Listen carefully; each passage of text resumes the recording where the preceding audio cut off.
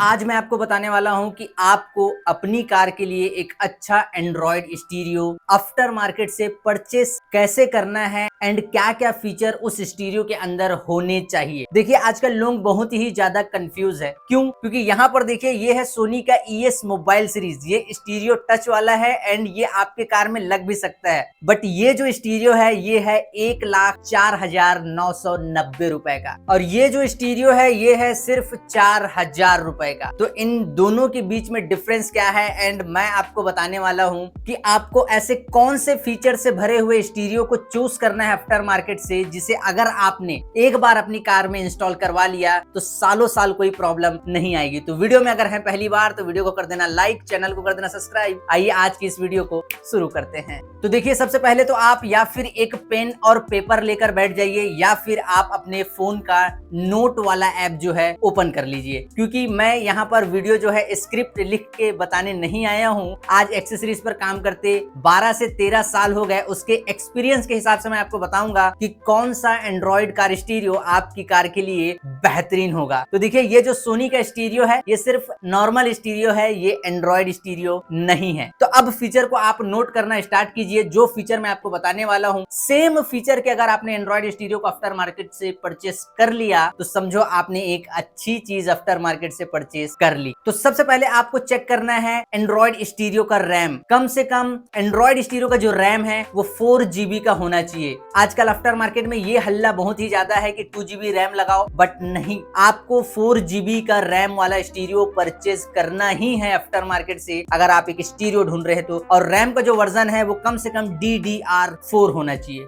उसके बाद internal storage, अगर आप आफ्टर मार्केट से स्टीरियो परचेस कर रहे हैं खासकर एंड्रॉइड स्टीरियो तो आपको इंटरनल स्टोरेज उस स्टीरियो का 64 GB होना चाहिए, क्योंकि गूगल वगैरह के सारे अपडेट आते हैं एंड वो भी प्रॉपर तरीके से जब अपडेट हो तो आपका स्टीरियो जल्दी से उसका जो स्टोरेज है वो फुल नहीं होना चाहिए। उसके बाद है एंड्रॉइड वर्जन। एंड्रॉइड वर्जन कम से कम 11 उस एंड्रॉइड स्टीरियो के अंदर रन होते रहना चाहिए ताकि गूगल के सारे ऐप प्रॉपर तरीके से काम कर सके। उसके बाद है प्रोसेसर, यानी कि अगर मेरे एक्सपीरियंस से देखो तो कम से कम क्वाड कोर का प्रोसेसर, यानी कि 4 हाथों की शक्ति जिसे कहते हैं 4 कोर प्रोसेसर उस स्टीरियो के अंदर होना चाहिए, जिसकी स्पीड कम से कम 1.5 गीगाहर्ट्ज की होनी चाहिए या फिर 2.0 गीगाहर्ट्ज की। उसके बाद है वाईफाई बैंड। जो स्टीरियो आप आफ्टर मार्केट से ढूंढ रहे हैं इस बात को ध्यान में रखिए कि वो जो है वाईफाई के डुअल बैंड को सपोर्ट करना चाहिए, मतलब 2.4 गीगाहर्ट्ज एंड 5.0 गीगाहर्ट्ज। आज अपने फोन की सेटिंग खुलिए, अपने फोन के हॉटस्पॉट सेटिंग में जाइए, वहां पर लिखा होगा AP बैंड। उसमें 2 बैंड होंगे, एक 2.4 गीगाहर्ट्ज, एक होगा 5.0 गीगाहर्ट्ज। 2.4 गीगाहर्ट्ज में ये फायदा है कि अगर आप लॉन्ग डिस्टेंस में हैं तो लॉन्ग रेंज आपको मिलेगी बट इंटरनेट की स्पीड कम मिलेगी। एंड 5.0 गीगाहर्ट्ज में ये बेनिफिट है कि डिस्टेंस कम हो जाएगा बट इंटरनेट की स्पीड काफी ज्यादा फास्ट मिलेगी, जिससे अगर आप YouTube वीडियोस वगैरह देखते हैं, कंटिन्यू सावन म्यूजिक, स्पॉटिफाई इस तरीके के ऐप को एंड्रॉइड ऑटो में यूज करते हैं तो बफर की प्रॉब्लम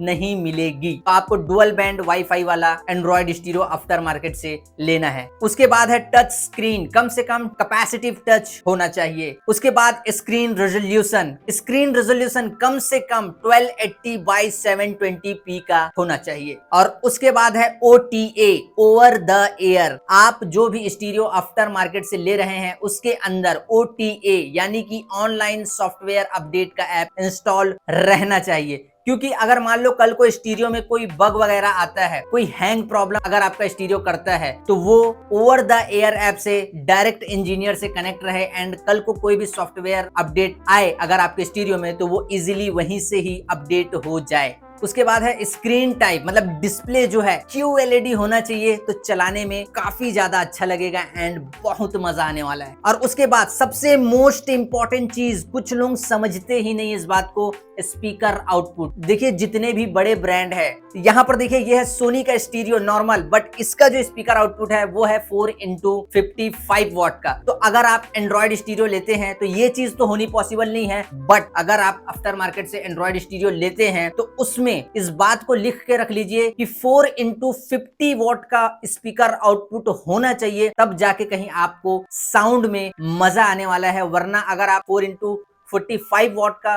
स्पीकर आउटपुट वाला एंड्रॉइड स्टीरियो लेते हैं तो मजा बिल्कुल भी नहीं आने वाला है। तो इसमें जो स्पीकर आउटपुट है वो है 4x55 वॉट एंड आपको परचेस करना है, अगर आप एंड्रॉइड स्टीरियो परचेस कर रहे हैं तो 4x50 वॉट का। एंड उसके बाद है साउंड की क्वालिटी को और ज्यादा इनहेंस करने के लिए, और ज्यादा इंप्रूव करने के लिए उसमें कम से कम मल्टी बैंड इक्वलाइजर होना चाहिए, या फिर डीएसपी हो गया तो और अच्छी बात है, डिजिटल साउंड प्रोसेसर। डीएसपी का ऐप उसमें होना चाहिए एंड प्रॉपर उसमें मल्टी बैंड यानी कि manual equalizer plus graphics equalizer, then delay adjust and positioning का प्रॉपर ऑप्शन उस डीएसपी के ऐप में होना चाहिए। या तो वो मल्टी बैंड इक्वलाइजर वाला भी हो सकता है या फिर वो प्रॉपर फुल्ली लोडेड डीएसपी भी हो सकता है। तो डीएसपी होना ही चाहिए ताकि साउंड को आप अपने हिसाब से कस्टमाइज कर सकें। 4 चैनल का आउटपुट या 4.1 चैनल का, मतलब 4 स्पीकर आप लगा सके, देन सेंटर स्पीकर एंड उसके बाद है प्री आउटपुट, कम से कम 3 वॉट का प्री आउटपुट उस स्टीरियो के अंदर रहना चाहिए। सब वूफर का जो ऑप्शन है वो भी उस एंड्रॉइड कार स्टीरियो के अंदर होना चाहिए। आप देख लेना कि उसमें सब वूफर की एक जैक निकली रहनी चाहिए एंड बॉक्स में भी देख लेना सब वूफर का जो ऑप्शन है वो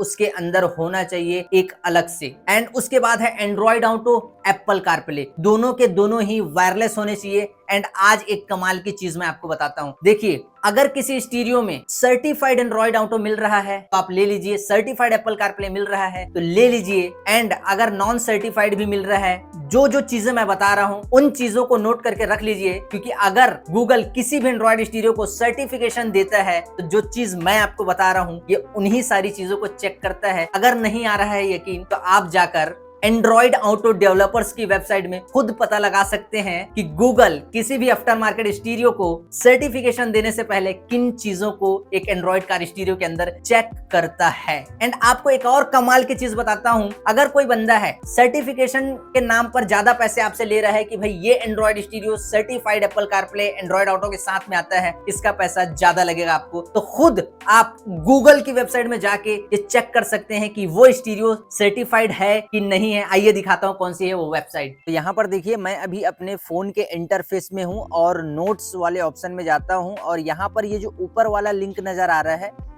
ये गूगल की वेबसाइट का लिंक है, जहां पर गूगल ने ये मेंशन करके रखा हुआ रहता है कि जिसने अपने कार स्टीरियो के किसी एक मॉडल के लिए अगर गूगल से सर्टिफिकेशन लिया है रियल में तो वो चीजें यहाँ पर प्रॉपर रजिस्टर्ड होती हैं। तो देखिए वेबसाइट हम लोगों ने ओपन किया एंड चेक कंपैटिबिलिटी पे जाना है। ये देखिए चेक कंपैटिबिलिटी, देन यहाँ पर व्हीकल का देखना चाहते हैं कि स्टीरियोस का देखना चाहते हैं तो हम स्टीरियोस में चलेंगे। देन यहाँ पर देखिए ये सारे स्टीरियो ब्रांड के नेम हैं जिसे गूगल ने एंड्रॉइड ऑटो फीचर के लिए सर्टिफिकेशन दे के रखा हुआ है। फॉर एग्जाम्पल यहाँ पर ब्लॉपंग के कौन कौन से स्टीरियो के मॉडल को गूगल की तरफ से एंड्रॉइड ऑटो फीचर का सर्टिफिकेशन मिला है यहाँ पर साफ साफ मेंशन है। ठीक उसी तरह कास्का, तो देखिए कास्का के सारे स्टीरियो का रिकॉर्ड यहाँ पर है कि कास्का के किस स्टीरियो के मॉडल को यहाँ पर गूगल की तरफ से सर्टिफिकेशन मिला है। देन उसके बाद आ जाएगा जेवीसी, केनवुड, नाकामिची। फॉर एग्जाम्पल यहाँ पर देखिए आप लोग, यहाँ पर लिखा हुआ है android auto is coming soon in Nakamichi after market stereos. तो वापस आते हैं मेन टॉपिक पर। तो उसके बाद एक चीज आपको और ध्यान में रखनी है वो है ब्लूटूथ वर्जन। ब्लूटूथ वर्जन उस एंड्रॉइड कार स्टीरियो के अंदर कम से कम 5.0 का होना चाहिए, या तो फिर 5.1 या फिर 5.4। बट अगर आप 5.0 ब्लूटूथ वर्जन वाला भी एंड्रॉइड स्टीरियो लेते हैं फैंटास्टिक चलेगा, सालों साल उसमें दिक्कत नहीं आएगी, क्योंकि जितना ब्लूटूथ वर्जन लेटेस्ट होगा आवाज वगैरह में जो खरखराहट है, जो अपन कॉल वगैरह से बात करते हैं, वो सारी चीजें दूर हो जाएगी एंड कनेक्टिविटी एंड्रॉइड ऑटो के लिए फास्ट हो जाएगी। यही चीज होगी वाईफाई के 5G बैंड में। मैंने बताया ना 2 बैंड वाला डुअल बैंड को सपोर्ट करना चाहिए। अगर 5.0 गीगाहर्ट्ज के बैंड को एंड्रॉइड स्टीरियो सपोर्ट करता है, मतलब Android auto and Apple CarPlay की जो कनेक्टिविटी है बहुत ज्यादा फास्ट हो जाएगी। इतनी ज्यादा फास्ट हो जाएगी कि 4 सेकंड के अंदर एंड्रॉइड ऑटो और कारप्ले कनेक्ट हो जाएगा एंड चलने में काफी ज्यादा स्मूथ होगा। एंड उसके बाद है रिवर्स कैमरा सपोर्टेबल, वो एंड्रॉइड स्टीरियो होना चाहिए। देखिए रिवर्स कैमरा सपोर्टेबल हर एंड्रॉइड स्टीरियो होता है, बट कुछ ऐसे एंड्रॉइड स्टीरियो हैं जो कि रिवर्स कैमरे की जो क्वालिटी है ये HD 720p 25 हर्ट्ज को सपोर्ट करते हैं, बट आपको एंड्रॉइड स्टीरियो ऐसा लेना है जो HD 108025 FHD क्वालिटी को सपोर्ट कर पाए, जो कि फुल HD क्वालिटी का रिवर्स कैमरा 1080p क्वालिटी का जो कैमरा है वो एंड्रॉइड स्टीरियो में सपोर्ट होना चाहिए। तो ये जो सारी चीजें हैं, इन चीजों का आपको ध्यान रखना है। इन सारी चीजों को मैंने डिस्क्रिप्शन में लगा दिया है, जाकर रीड कर लेना या तो स्क्रीनशॉट मार के रख लेना, आप कभी धोखा नहीं खाएंगे। एंड अगर इन सारी स्पेसिफिकेशन को जो मैंने आपको बताई है, अगर आप इन्हें देखकर भी एक एंड्रॉइड स्टीरियो परचेस करते हैं तो समझो आपने डेफिनेटली फैंटास्टिक स्टीरियो परचेस किया है। बाकी अपने हिसाब से एक बार रिसर्च कर लेना। कैसी लगी ये वीडियो कमेंट करके मुझे जरूर बताएं। एंड अगर आपको बहुत अच्छे एंड्रॉइड स्टीरियो दिखने हैं तो आप मेरी इस वीडियो के डिस्क्रिप्शन में जाए या तो फिर मेरे यूट्यूब चैनल को एक बार वीडियोस वाले सेक्शन में जाके चेक करें। आपको मैं ऐसे ऐसे स्टीरियो दिखाते हुए मिलूंगा जो आपने कभी देखे नहीं होंगे। तो चलिए आज के लिए बस इतना ही। तब तक के लिए जय हिंद, वंदे मातरम।